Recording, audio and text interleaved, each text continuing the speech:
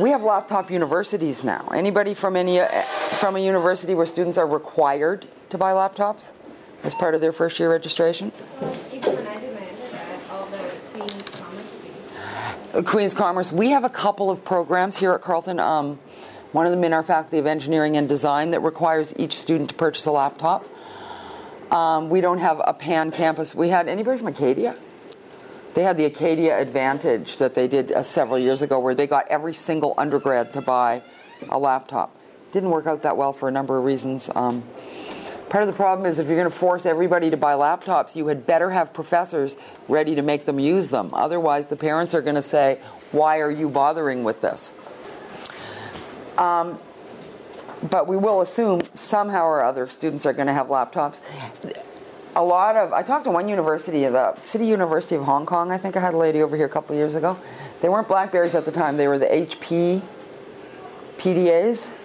And they got each one of their students to get one of those. Because then they also could use them as clickers. You know, clickers in the classroom with remote response systems. And they were downloading their notes and things on them. So rather than laptops, they had just skipped right to PDAs. We're trying to get Apple to donate a whole bunch of iPhones so that we can do an experiment with that. We haven't been successful yet, but we'll get there. But, you know, the beauty of it is that the classroom can get out easily into the world as well. So instead of being stuck in that room for 3 hours and not being able to creatively think of different things to do and different activities, you've got that ability now with the laptop. The impact on students, and this is where we have to remember, is where are they and what are they doing? They can carry on a number of simultaneous tasks at the same time. Continuous partial attention. But is it bad? Because you know what? We've all had times when we didn't go to a class because we had a paper due, or maybe that's just me, but probably it's all of us. Because we had a paper due in a different class. And I've always said I'd rather have my students in that room than not in that room, even if they only learn a little bit. So if all they have to budget is their time, and if a student decides that I'm going to go to class, but I'm going to work on a paper in another class, we go back to a theme from this morning and say it's not about you. It's not that they don't value what you're doing, but maybe they've made a choice. And their choice is, I need to be in class, I want to hear what the professor says, but I got to finish this paper. This way they can do both at the same time. Here's a problem for them, and it's as you see the constant texting during all activities happen, and you're going to see it with your students. There is a cultural requirement with students today that relates to the immediacy of communication. So if somebody texts me, it's rude not to text them back right away. It doesn't matter if you're in class. I'm a horrible example of this because I will text my daughter if she's in class, and I know she'll get in trouble in school. She's in grade 12. But if I want something from her, I'll still text her and expect her to answer me. Understanding she's in class and she may not, but it's a culture that we have gotten into. So this socially difficult issue is they have a need to monitor that. Facebook, not so much. People are overly concerned about Facebook. Because Facebook is not, you can do your instant messaging on Facebook, but Facebook is not that instant messaging that is either MSN generally or that is texting, as far as the need to be in communication all the time and the need to answer immediately, and as the other quote said, there's some kind of a fear that they might be missing something. Like it's a 2-hour period. Do you know how many conversations you can have with how many people in 2 hours? That's a long time to just give it up for one class. One of the biggest problems is the distraction of other people's laptops. This is huge. And this is one of the biggest issues with laptops in the classroom that has nothing to do with what they're doing themselves. The problem is, if I'm watching Spider-Man on my laptop in class, I may be polite and have headphones in. But if I'm watching a movie and you're sitting in a tiered classroom 1 row behind me, boy, that prof is now competing for even, it's a tough competition depending on what the movie is. We have lots of examples. When we talked about this when I was in Scotland, I heard lots of examples of people talk about walking around to the back of the classroom and seeing X number of porn sites open. Like, it's an issue.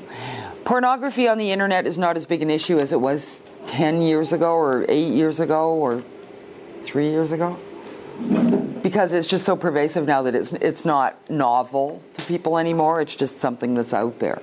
But it's still, there's a number of inappropriate things people can have open on their screens, or even not inappropriate. You have to admit that if you're sitting in a crowded room somewhere and somebody's got a laptop open right in front of you, even if they're reading their email, isn't it hard not to just kind of, because it's there, it's in front of you. So this is an issue with laptops in the classroom that does have to do with distraction. If they're doing what they're supposed to be and they're typing their notes or they're engaged in this whatever activity, that's okay. But it's something that does need to be managed. And the other thing is, students do believe they're able to multitask, as we said, and they really think they can listen and take notes and talk on MSN and update their Facebook status and wander around in Second Life somewhere that's not in your classroom and do all of those things at the same time. And they believe they can still learn in class, but can they? Because as I say, early studies show that the learning is negatively affected by the number of other tasks, and this would make sense, by the number of tasks that are going on simultaneously.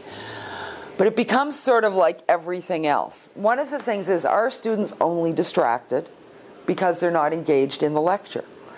Here's a sign. If you've got a bunch of students sitting, listening to a professor, or watching something that's going on, or participating in group activities or something, and their laptops are there, but they're all active and engaged, you'll just see those laptops all just sitting there, not getting looked at.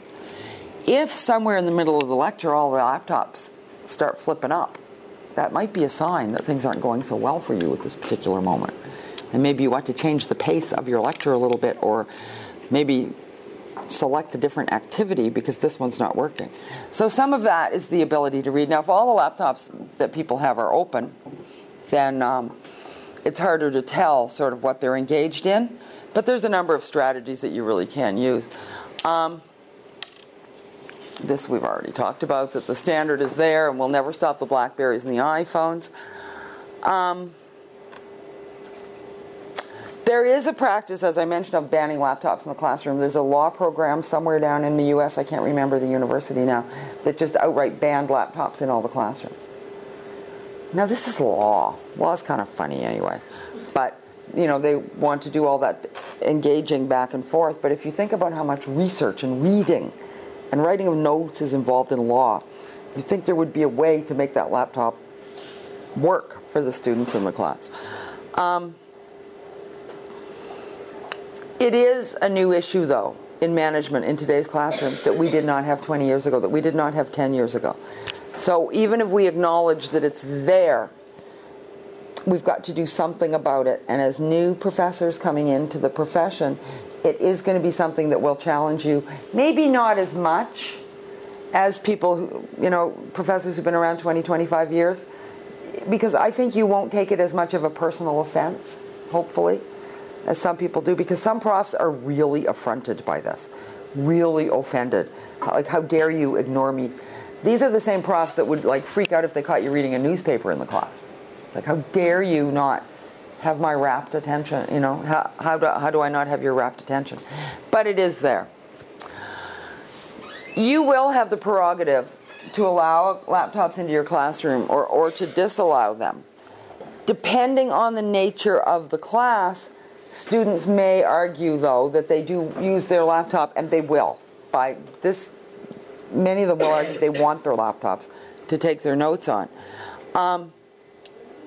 There's a whole bunch of different little strategies. Some people say if your laptop's open and you're typing notes, all you need to do is email me a copy of the notes that you typed in class. I don't really care what they say. It's your notes. Send me an email. Personally, I wouldn't want to get all those emails. But this is one of these ways.